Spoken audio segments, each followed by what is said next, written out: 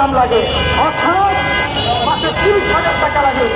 তাহলে সেই মানুষগুলো কিভাবে 8 থেকে 12 বা 15,000 টাকায় তাদের সংসার চালায়? এর মানে হচ্ছে এইখানে কিছু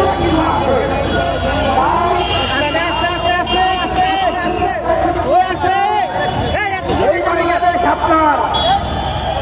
আজকে আপনাদের